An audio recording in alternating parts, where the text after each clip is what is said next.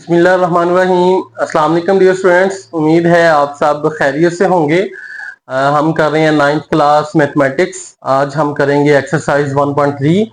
Exercise 1.3 का question number 1 करते हैं। क्वेश्चन नंबर 1 है the sum of 3 consecutive integers is 42। तीन कंसेक्टिव इंटीजर्स का सम 42 के बराबर है। Find the 3 integers. वो 3 इंटीजर्स हमने फाइंड करने हैं। सबसे पहले आप समझ लें कि कंसेक्टिव इंटीजर्स क्या होते हैं। फर्ज करें मैं यहाँ पे इंटीजर्स लिखता हूँ 1 2 3। ये 3 इंटीजर्स हैं, इनमें से कोई भी मिसिंग नहीं है, एक तरतीब के साथ आ रहे हैं, तो इनको हम कंसेक्टिव इंटीजर्स कहते हैं। अब फर्ज करें 1 है, 1 के बाद अगला इंटीजर आपने फाइंड करना है तो उसमें 1 + 1 करते हैं, ठीक है। उससे अगला करना है तो 1 + 2 करेंगे, यानी कि आपके पास 2 आ जाएगा, ये 3 आ जाएगा, 1 2 3।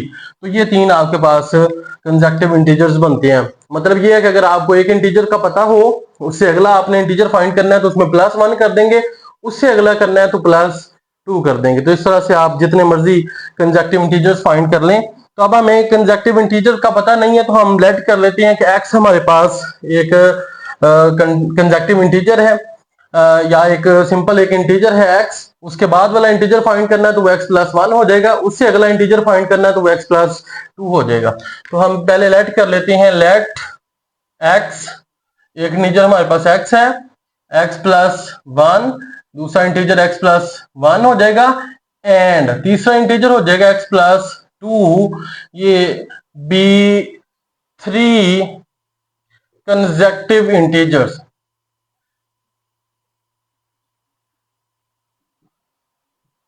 ठीक है बेटा जी, हमने लेट कर लिया है x, x + 1 और x + 2 जो है ये 3 कंसेक्टिव इंटीजर्स हैं।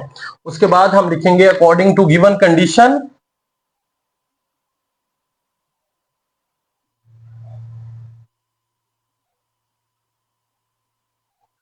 According to given condition, condition आपको क्वेश्चन में दी हुई है, आप अपनी बुक पे देख सकते हैं क्वेश्चन।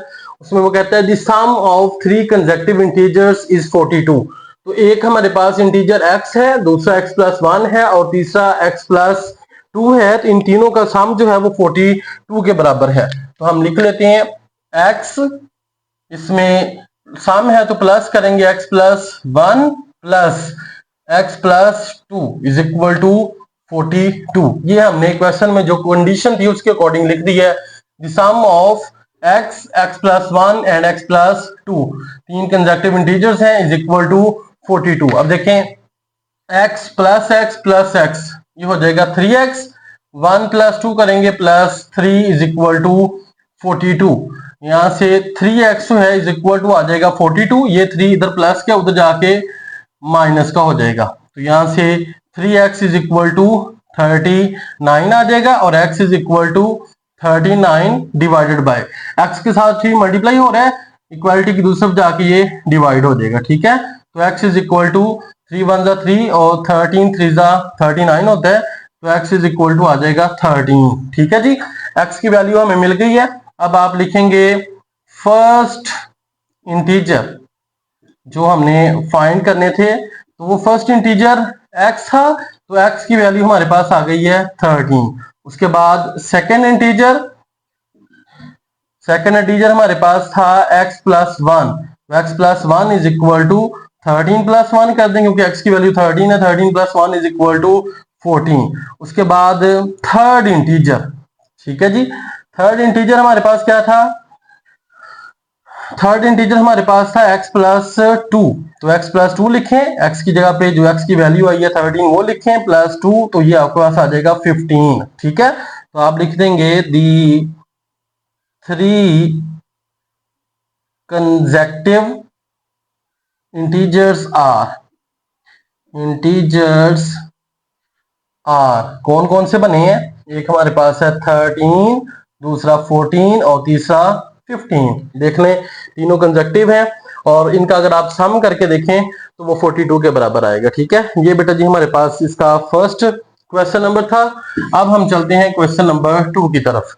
क्वेश्चन नंबर 2 में वो कहता है, आप बुक पे इसकी स्टेटमेंट देख सकती हैं, the diagram shows right angled triangle ABC in which the length of AC is square root 3 plus square root 5 centimeter. The area of triangle ABC is 1 plus square root 15 centimeter square.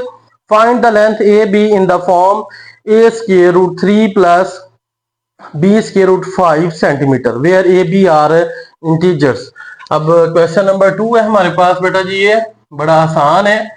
उसने एक diagram दे दी है, ठीक है।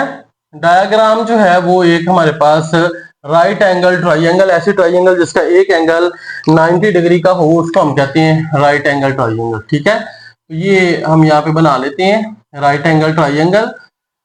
हाथ से मैं बना रहा हूँ, आप लोग स्केल के साथ बनाएंगे तो ये थोड़ी सी अच्छी बन जाएगी, लेकिन कोशिश करेंगे कि यहाँ पे भी ये अच्छी बन जाए, ठीक है जी। तो ये हमारे पास इसका हाइपोटेनस है, ये पॉइंट जो है ये ए है, इसको हम कहते हैं वर्टेक्स बी और ये वर्टेक्स सी है, ठीक है। ये ए सी उसने बता दिया है कि ये square root 3 plus square root 5 centimetre है, ठीक है। इसका एरिया भी उसने बता दिया है 1 plus square root 15 centimetre square है। अब ये जो है ना ए बी, ये हमने फाइंड करनी है, ठीक है। तो जो चीजें हमें गिवन है वो हम लिख लेते हैं। गिवन क्या क्या है हमें area of triangle A B C वो गिवन है, वो है 1 plus square root 15 centimetre square. उसके बाद हमें उसने एक साइड बता दी है ए सी, वो इक्वल है square root 3 plus square root 5 centimetre. उसके बाद जो साइड ए बी है वो कहता है कि आप फाइंड आउट करें किसके बराबर आती है, तो वो हमने फाइंड आउट करनी है। वो कहता है कि वो a plus a into square root 3 plus b square root 5 की फॉर्म की होनी चाहिए। तो आपको पता है फार्मूला, आपको पता है area of triangle A B C किसके बराबर होता है, वेरी गुड, 1/2 ये वाली साइड जो है ए सी, इसको हम मल्टीप्लाई करते हैं ए बी के साथ, ठीक है। ये हमारे पास फार्मूला होता है एरिया ऑफ ट्राइंगल का 1/2, एक साइड उसकी ए सी मल्टीप्लाई बाय दूसरी साइड जो है वो ए बी है, ठीक है। अब area of triangle A B C हमें गिवन है वो है 1 plus square root 15 centimetre square. तो एरिया की जगह पे हमने एरिया लिख लिया है। उसके बाद ए सी जो है वो हमारे पास गिवन है 1/2, ए सी कितनी है square root 3 plus square root 5 centimetre, और ए बी जो है वो हमने फाइंड करनी है तो उसको साथ ऐसे ही लिख लें। अब देखें ये जो सेंटीमीटर है इसके साथ ये स्क्वायर कैंसिल हो जाएगा और ये 2 इस साइड पे डिवाइड हो रहा है, जब इसको इस तरफ लेके आएंगे तो ये मल्टीप्लाई हो जाएगा, 2 मल्टीप्लाई हो जाएगा किसके साथ 1 प्लस स्क्वायर रूट 15 सेंटीमीटर के साथ इज इक्वल टू, इधर हमारे पास बचेगा square root 3 plus square root 5 multiply by A B, जो साइड हमने फाइंड करनी है वो। अब ये 3 प्लस स्क्वायर रूट 5 जो है square root 3 plus square root 5 ये ए बी के साथ मल्टीप्लाई हो रहा है, अगर हम इस तरफ लेके आए इसको तो ये डिवाइड हो जाएगा, ठीक है। नेक्स्ट हम कर लेते हैं 2 multiply by 1 plus square root 15 centimetre divided by square root 3 plus square root 5 और ये इक्वल आ जाएगा ए बी के।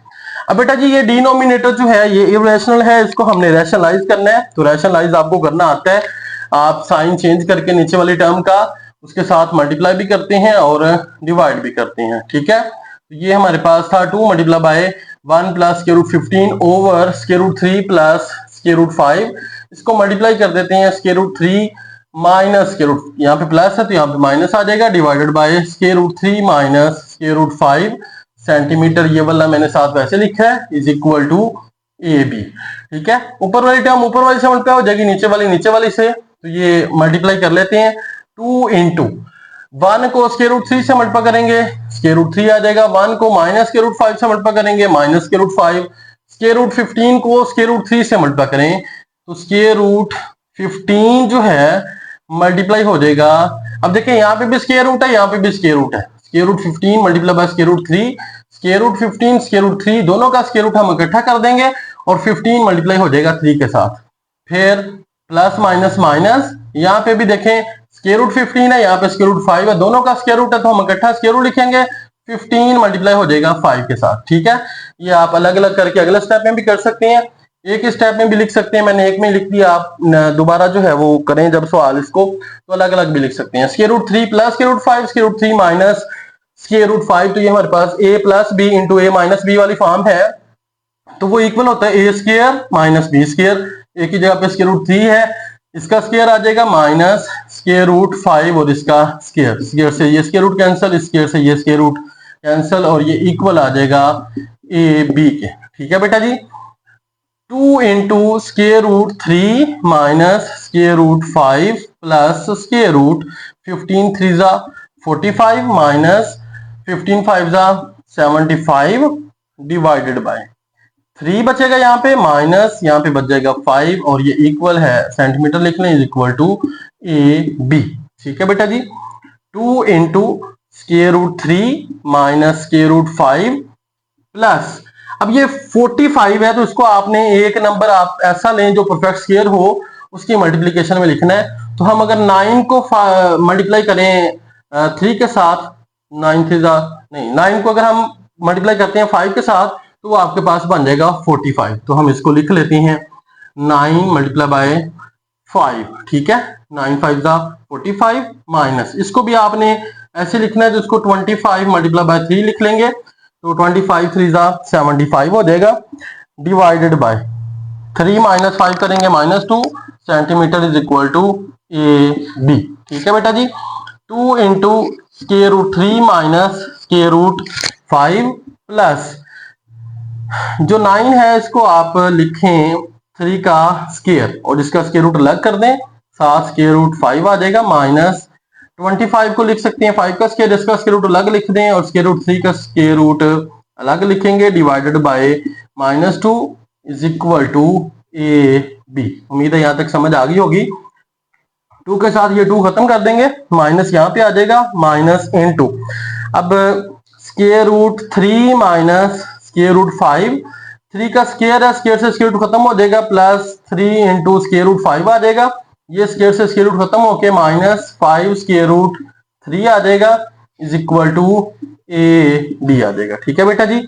माइनस, अब स्क्वायर रूट 3 में स्क्वायर रूट 3 वाली टर्म आपने ऐड करनी है, तो ये स्क्वायर रूट 3 है, यहाँ पे भी स्क्वायर रूट 3 है, इसके साथ यहाँ पे 1 है, इसके साथ -5 है, तो 1 -5 करेंगे तो -4 आ जाएगा, -4 और साथ लिखेंगे स्क्वायर रूट 3, और यहाँ पे है minus square root 5 plus 3 square root 5, तो 3 -1 करेंगे तो ये आपके पास आ जाएगा +2 और साथ आ जाएगा square root 5 centimetre is equal to A B. अब ये जो माइनस है बाहर, इसको अंदर मल्टीप्लाई कर दें, minus minus plus 4 square root 3, फिर minus plus -2 square root 5 centimetre is equal to A B. ये हमारे पास ए बी की वैल्यू जो है वो हमने फाइंड आउट कर ली है। बड़ा आसान क्वेश्चन है, इंपॉर्टेंट भी है लॉन्ग के पॉइंट ऑफ व्यू से। नेक्स्ट हमारे पास है थर्ड क्वेश्चन, वो कहता है rectangle has side of length 2 plus square root 18 metre and 5 minus 4 over square root 2 meter. Express the area of the rectangle in the form a plus b square root 2 where a b are integers. अब दो उसने side lengths उसकी दे दी हैं। ठीक है, आपने area of rectangle जो है वो फाइंड करना है, तो हम लिख लेते हैं इसकी फर्स्ट लेंथ। ठीक है, यहाँ पे हम लिखते हैं जी फर्स्ट लेंथ, वो हमारे पास है दी हुई है 2 प्लस स्क्वायर रूट 18। ठीक है, और ये मीटर में है तो हम 7 मीटर लिख लेते हैं। अब इसको थोड़ा सा हम पहले सिंप्लीफाई कर लेते हैं। ये हमारे पास आ जाएगा 2 प्लस स्क्वायर रूट 18 है, इसको लिखें 9 मल्टीप्लाई बाय 2 और ये मीटर आ जाएगा। 2 plus square root 9 square root 2 metre, मैंने 9 का स्क्वायर रूट अलग कर दिया, 2 का स्क्वायर रूट अलग कर दिया। 2 प्लस 9 को आप लिख सकते हैं 3 का स्क्वायर और साथ स्क्वायर रूट 2, ये मीटर में रहेगा, स्क्वायर से स्क्वायर रूट खत्म हो जाएगा। 2 प्लस यहाँ पे बचेगा 3 और स्क्वायर रूट 2 मीटर। ये हमारे पास इसकी फर्स्ट लेंथ है। उसके बाद हम लिख लेते हैं इसकी सेकेंड लेंथ, वो भी उसने दी हुई है, वो हमारे पास है 5 minus 4 over square root 2। 5 minus 4/√2, ये भी मीटर में है। तो इसको लिखें 5 माइनस 4/√2 है। ये नीचे से √2 खत्म करना है तो √2 से मल्टीप्लाई भी कर दें और √2 के साथ डिवाइड भी कर दें और ये मीटर ही रहेगा। 5 माइनस ये 4 जो है वो √2 से मल्टीप्लाई हो जाएगा डिवाइडेड बाय √2 को √2 से मल्टीप्लाई करेंगे तो ये आ जाएगा √2 का स्क्वायर से √2 खत्म हो जाएगा। ये हमारे पास बच जाएगा 5 माइनस 4 √2 डिवाइडेड बाय नीचे हमारे पास बचा है 2 और ये सारा मीटर में है। 2 से ये 4 कैंसिल कर दें, 2 × 4 तो 5 माइनस 2 √2 जो है मीटर, ये हमारे पास आ जाएगी इसकी दूसरी जो लेंथ है। अब एरिया ऑफ रेक्टेंगल जो है, एरिया ऑफ रेक्टेंगल वो आपको पता है किसके बराबर होता है, वो हमारे पास होता है लेंथ मल्टीप्लाई बाय लेंथ। तो दोनों लेंथ जो है इसकी उनको मल्टीप्लाई कर देते हैं। एक लेंथ हमारे पास है 2 + 3 √2, ठीक है, ये मीटर में है, मल्टीप्लाई बाय दूसरी लेंथ है 5 माइनस 2 √2, ये भी मीटर में है। ठीक है बेटा जी, तो मल्टीप्लाई करते हैं। 2 × 5 = 10, फिर 2 को -2 से मल्टीप्लाई करेंगे -4, साथ आ जाएगा √2, फिर 3 √2 को 5 से मल्टीप्लाई करना है, 3 को 5 से मल्टीप्लाई करेंगे तो ये आ जाएगा 15, साथ आएगा √2, फिर 3 × 2 = -6 क्योंकि प्लस माइनस माइनस होगा, √2 को √2 से मल्टीप्लाई करेंगे तो ये हमारे पास आ जाएगा 2। √2 मल्टीप्लाई बाय √2 जो है √2 का स्क्वायर होता है, तो वो स्क्वायर से √2 खत्म होके ये हमारे पास 2 बच जाएगा। ठीक है, और इसको हम आगे लिख लेते हैं। ये देखें 10 - 6 × 2 = 12 है, 10 - 12, ये √2 वाली दोनों टर्म्स हैं, इनको हम इकट्ठा ऐड कर लेते हैं। -4 + 15 करेंगे तो ये आपके पास आ जाएगा +11, साथ आ जाएगा √2 और ये एरिया है तो मीटर स्क्वायर आ जाएगा। ठीक है, मजीद हम इसको 10 - 12 करेंगे तो -2 + 11 √2 मीटर स्क्वायर। ये बेटा जी हमारे पास इसका थर्ड क्वेश्चन था और ये हमने एरिया ऑफ रेक्टेंगल जो है वो फाइंड आउट कर लिया है। ठीक है, नेक्स्ट हम करेंगे बेटा जी क्वेश्चन नंबर 4। क्वेश्चन नंबर 4 की स्टेटमेंट जो है वो बुक से देख लें आप लोग। क्वेश्चन नंबर 4 है, find 2 numbers whose sum is 68 and difference is 22। दो नंबर्स जो है वो आपने फाइंड करने हैं, अगर उनका सम जो है वो 68 के बराबर हो और उनका जो डिफरेंस है वो 22 के बराबर हो। अब हमें वो नंबर्स जो है उनका नहीं पता तो हम लेट कर लेते हैं, let x and y be 2 numbers. ठीक है, हमने लेट कर लिया है कि x और y जो हैं ये दो नंबर्स हैं। फिर हम लिखेंगे अकॉर्डिंग टू गिवन कंडीशन, जो कंडीशन उसने हमें दी हुई है क्वेश्चन में उस कंडीशन के अकॉर्डिंग टू गिवन कंडीशन, वो कहता है दोनों का सम जो है वो 68 के बराबर है। सम है तो x + y लिखेंगे, वो इक्वल है 68 के, ये इक्वेशन नंबर 1 हो जाएगी। फिर वो कहते हैं दोनों का डिफरेंस जो है, डिफरेंस क्या होता है x - y, वो 22 के बराबर है। ठीक है, उसको हमने लिख दिया है 22, ये हमारी इक्वेशन 1 है। मेन काम आपका हो गया, x और y दो नंबर्स हमने लेट कर लिए हैं, वो कहते हैं दोनों नंबर्स का सम 68 के बराबर है, वो हमने इक्वेशन बना ली है। दोनों का डिफरेंस जो है वो 22 के बराबर है, वो भी हमने लिख लिया है। अब हमने x और y की वैल्यू फाइंड करनी है, तो उसके लिए आप लिखेंगे adding equation 1 and equation 2। Equation 1 और इक्वेशन 2 दोनों को ऐड करेंगे हम। इक्वेशन 1 आपके पास है x + y = 68, इसमें ऐड कर देंगे हम, क्या ऐड करेंगे, x - y = 22। दोनों को ऐड करें, y से ये y कैंसिल हो जाएगा क्योंकि ऊपर वाला y प्लस का ये माइनस का, x + x करें, ये आ जाएगा 2x = 68 में आप ऐड कर दें 22, तो ये आपके पास आ जाएगा 90। ठीक है बेटा जी, यहां तक उम्मीद है समझ आ गई होगी। अब देखें x के साथ 2 मल्टीप्लाई हो रहा है, दूसरी तरफ जाके डिवाइड हो जाएगा, तो x = क्या आ जाएगा 45। ठीक है बेटा जी, ये हमने x की वैल्यू फाइंड आउट कर ली। अब ये x की वैल्यू आप इक्वेशन 1 या 2 दोनों में से किसी एक में पुट कर सकते हैं। तो आप पुट कर लें x is equal to 45 in equation 1।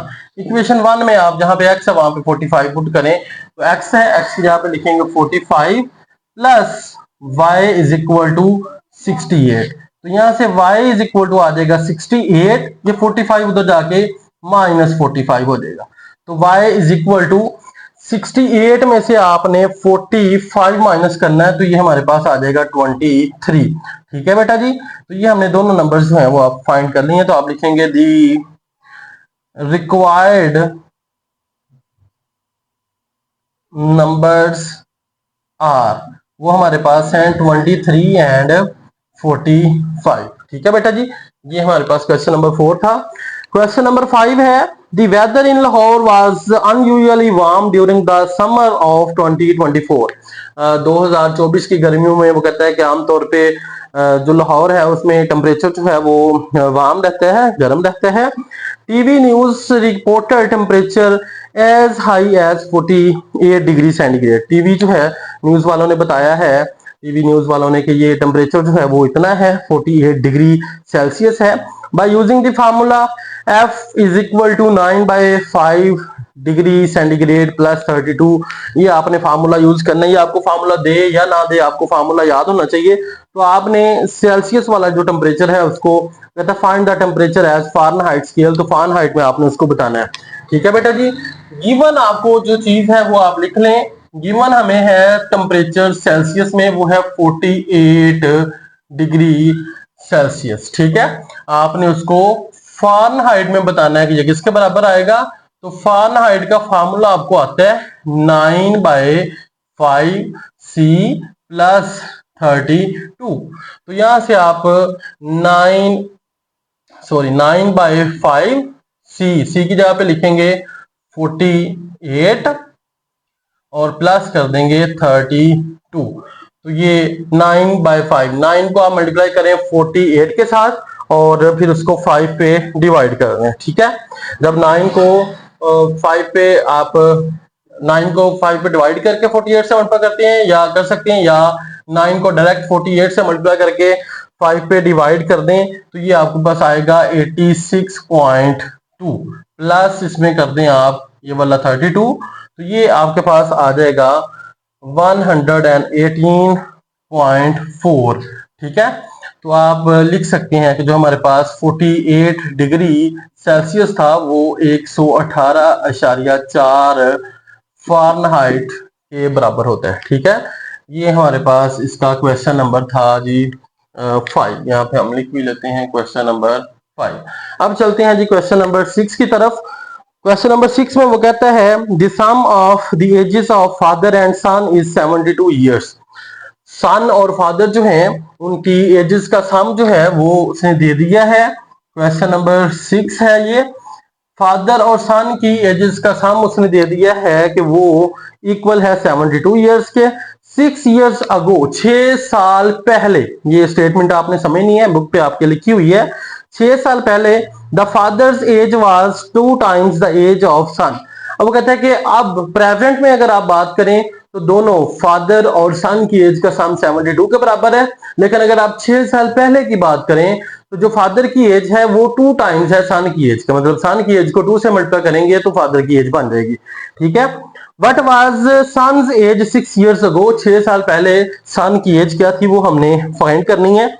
तो हम यहाँ पे लेट कर लेते हैं, लेट कर लें सबसे पहले फादर्स एज। ठीक है, फादर्स एज को मैं एफ से रिप्रेजेंट करने लगा हूं। बेटा ये एक्स से भी कर सकते हैं, वाई से, जिस चीज से मर्जी कर लें। तो फादर एफ से शुरू होता है, तो मैंने एफ फॉर फादर होता है, तो एफ जो है ये हमारे पास फादर्स की एज है, यानी कि फादर की एज है। और उसके बाद सन की एज जो है, सन्स एज, उसको हम लिख लेते हैं एस के साथ। ठीक है, सन जो है चूंकि एस से शुरू हो रहा है तो वो हमने उसको एस लिख दिया। ठीक है, f for father, s for son, ये आपको कंफ्यूज नहीं करेगी फिर। ठीक है, ये दोनों की एजेस हैं। अब आप लिखेंगे according to given condition, according to given condition. अब कंडीशन में क्या कहते हैं कि दोनों की एजेस का सम जो है वो 72 के बराबर है। तो फादर की एज जो है प्रेजेंट एज उसको हमने एफ से रिप्रेजेंट किया, एफ प्लस सन की एज एस है, तो ये इक्वल है 72 ईयर्स के। इसको हम कहते हैं इक्वेशन नंबर 1। उसके बाद वो कहते हैं 6 ईयर्स अगो, हम लिख लेते हैं यहाँ पे 6 ईयर्स अगो, 6 साल पहले। अब बेटा जी आपने ये समझना है, फर्ज करें आपसे कोई पूछता है कि आपकी उम्र कितनी है, प्रेजेंट एज कितनी है आपकी, तो आप कहते हैं 16 साल है। तो कोई आपसे कहे कि 6 साल पहले कितनी थी, तो आप 16 में से 6 माइनस करके कह देंगे जी 10 साल। तो 6 साल पहले की एज अगर हमने लिखनी है, फादर की एज अब जो है प्रेजेंट वो एफ है, तो 6 साल पहले जो है वो कितनी हो जाएगी, एफ माइनस 6। इसी तरह जो सन की प्रेजेंट एज है वो अगर एस है, तो 6 साल पहले कितनी हो जाएगी, एस माइनस 6।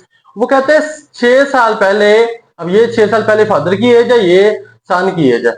6 साल पहले जो सन की एज थी, जो फादर की एज थी, वो सन की एज का 2 टाइम्स थी, तो इसको मल्टीप्लाई कर देंगे 2 के साथ, ठीक है। Father's age 2 times son's age 6 years ago, ठीक है। उस कंडीशन के अकॉर्डिंग हमने इसको लिख लिया है। F minus 6 is equal to, ये 2 को एस से मल्टीप्लाई करेंगे तो ये हमारे पास आ जाएगा 2s, माइनस 2 को 6 से मल्टीप्लाई करेंगे तो ये हमारे पास बन जाएगा जी 12, ठीक है। अब आप इसको सॉल्व करेंगे, ये f माइनस 6 है, ये माइनस 12 को दूसरी तरफ ले जाते हैं, उधर जाके plus 12 is equal to 2s आ जाएगा, ठीक है। तो f माइनस 6 प्लस 12 करेंगे तो ये आपके पास आ जाएगा plus 6 is equal to 2s, ठीक है। इसको मैं कहता हूं इक्वेशन नंबर 1। अब आपने इक्वेशन नंबर 1 में से फादर की एज निकालनी है कि वो कितनी है, ठीक है। तो यहां से आप लिख लें फ्रॉम इक्वेशन 1, एफ वहां से इक्वल आ जाएगा 72, ये एस इधर प्लस का इधर आके माइनस एस हो जाएगा, ठीक है। इसको हम कहते हैं इक्वेशन नंबर 3। तो आप ये वाली एफ की जो वैल्यू है, put F is equal to 72 minus S in equation 2।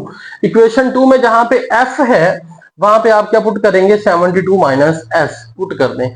इस एफ की जगह पे 72 minus S plus 6 is equal to 2s।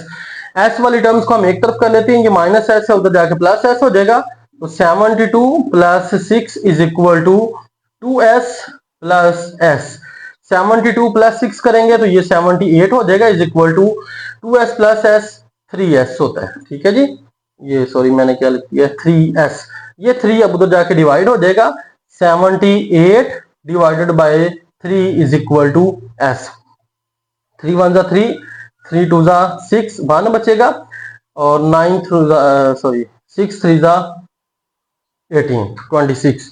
तो s इज इक्वल टू 26 आ गया, ठीक है। तो s हमारे पास क्या थी, सन्स प्रेजेंट एज, मौजूदा जो उसकी उम्र थी वो आ गई है 26। आप लिखेंगे 6 years ago son's age is equal to 26 है उसकी प्रेजेंट एज, 6 साल पहले निकालनी है तो उसमें से 6 माइनस कर दें तो वो आ जाएगी 20 years, ठीक है बेटा जी। बड़ा आसान है ये वाला सवाल भी। अब बेटा जी हम करते हैं इसका क्वेश्चन नंबर 7। क्वेश्चन नंबर 7 की स्टेटमेंट आप बुक पे देख लें।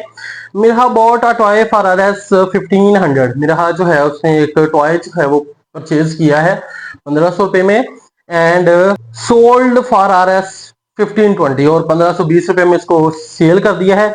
What was her profit percentage, उसके प्रॉफिट परसेंटेज आपने फाइंड करनी है। तो सबसे पहले हम लिखते हैं जो चीजें हमें गिवन है, गिवन में उसने बताई है उसकी कॉस्ट प्राइस, ठीक है। जो उसने जिस कीमत से उसको खरीदा है उसको हम कहते हैं कॉस्ट प्राइस।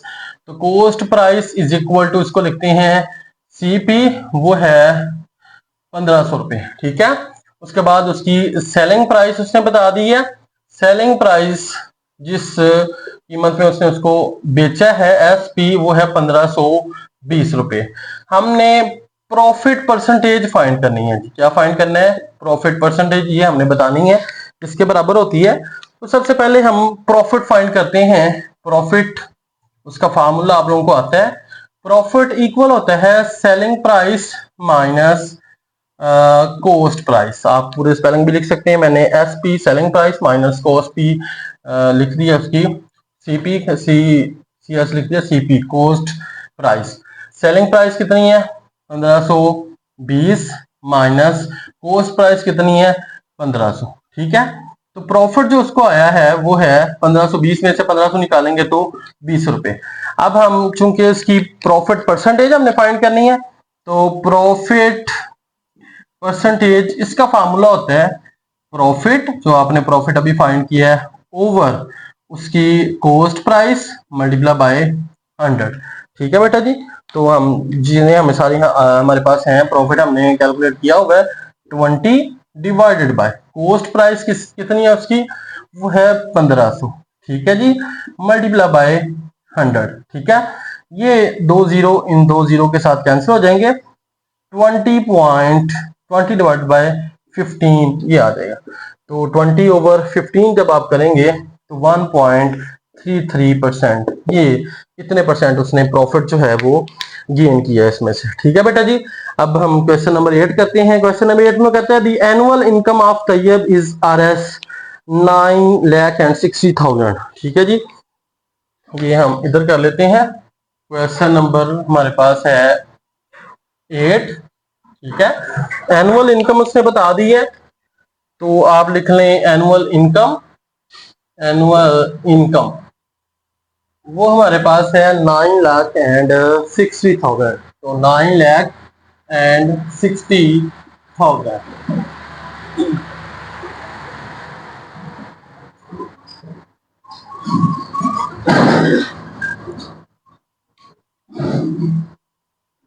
ये बेटा जी एनुअल इनकम है। Annual income is equal to 9,60,000। फिर उसके बाद वो कहते हैं एग्जेम्प्टेड अमाउंट।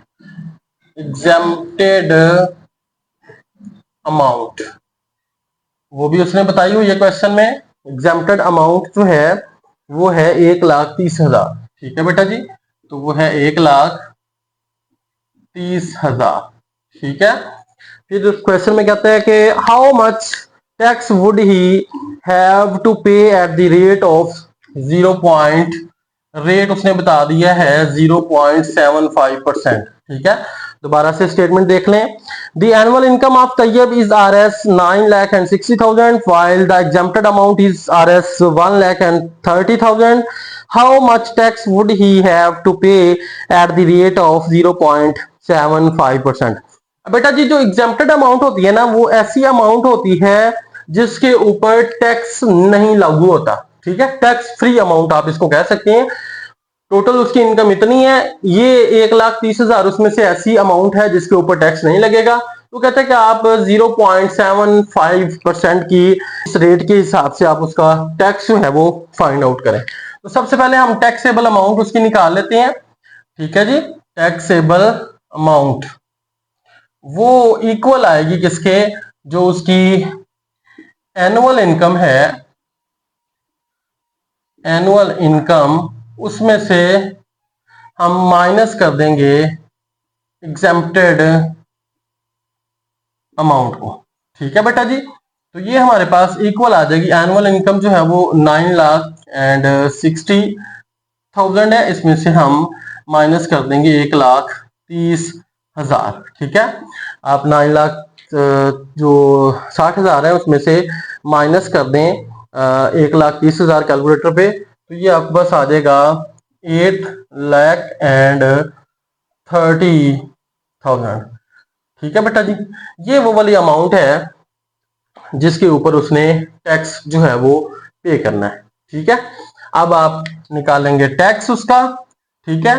तो वो इक्वल आ जाएगा, जो अमाउंट है 8,30,000 मल्टीप्लाई बाय 0.75%, ठीक है, जो उसका रेट है। तो इसको आप यूं भी लिख सकते हैं 8,30,000 मल्टीप्लाई बाय 0.75। ये परसेंटेज का मतलब होता है परसेंट, परसेंट का मतलब है पर 100। तो ये जब हम परसेंटेज का साइन खत्म करते हैं तो डिवाइडेड बाय 100 आता है। ये 2 जीरो से कैंसिल हो जाएंगे। मजीद आप 8,300 मल्टीप्लाई बाय, अब ये है 0 पॉइंट जो है हमने खत्म करना हो तो ऊपर पॉइंट के नीचे हम 1 लिखते हैं, जितने आगे डिजिट हो तो उतने जीरो, तो ये आपके पास 100 आ जाएगा। 2 जीरो मजीद खत्म हो जाएंगे। 83 को आप मल्टीप्लाई कर देंगे 75 के साथ, ये कैलकुलेटर पे कर लें। 83 मल्टीप्लाई बाय 75, तो ये आपके पास आएगा 6225। तो ये इतना टैक्स जो है वो पे करेगा, वो 0.75% के हिसाब से। अब बेटा जी इस एक्सरसाइज का लास्ट क्वेश्चन, क्वेश्चन नंबर 9 हमारे पास है। उसमें ये गिवन है, ये मैं स्टेटमेंट इसकी पढ़ देता हूँ। Find the compound markup on RS 3,75,000 for 1 year. आपने कंपाउंड मार्कअप जो है वो फाइंड करना है। अमाउंट जो है वो 3,75,000 है 1 साल के लिए, एट द रेट ऑफ 14%। ठीक है, तो ये हमने लिख ली है। प्रिंसिपल अमाउंट जो है वो 3,75,000 है, टाइम जो है उसका वो 1 ईयर है, रेट उसने कहा है 14%। तो हम पहले उसकी जो टोटल अमाउंट है वो कैलकुलेट करेंगे। A is equal to P multiply by 1 plus R divided by 100 whole raise to power T। ये जितना उसका मार्कअप है उसको मिला के जो टोटल अमाउंट बनेगी एंड पे वो वाली है। तो P की जगह पे प्रिंसिपल अमाउंट जो है 3,75,000 इंटू 1 प्लस R हमारे पास 14 है, 14 divided by 100 whole raise to power T है। T जो है 1 ईयर है तो वो हमने 1 लिख दिया। तो 3,75,000 इंटू 1 प्लस 14 ओवर 100, और ये रेज़ टू पावर 1 थी तो वैसे आ जाएगी। अब ये 3,75,000, यहाँ पे एलसीएम लेंगे 100 175 होके 100 प्लस 14 आ जाएगा। तो 3,75,000 इंटू 114 बटा ये 100 आ जाएगा। 2 जीरो से ये 2 जीरो कैंसिल हो जाएंगे। अब 3750 को हम मल्टीप्लाई करेंगे 114 के साथ, तो ये आ जाएगा 4,27,500। ये टोटल अमाउंट है। अब हमने चूंकि मार्कअप फाइंड करना है तो मार्कअप इज इक्वल टू जो टोटल अमाउंट आई है उसमें से प्रिंसिपल अमाउंट माइनस कर देंगे, तो A माइनस P 4,27,500 माइनस 3,75,000, तो ये 6,225 आ जाएगी। ठीक है बेटा जी, तो ये हमारे पास जो उसका कंपाउंड मार्कअप है, जो कंपाउंडेड एनुअली है, वो हमने फाइंड आउट कर लिया। इसके साथ ही हमारी एक्सरसाइज 1.3 खत्म हो गई है। अगर किसी क्वेश्चन की समझ नहीं आई बेटा जी तो आप कमेंट सेक्शन में पूछ सकते हैं।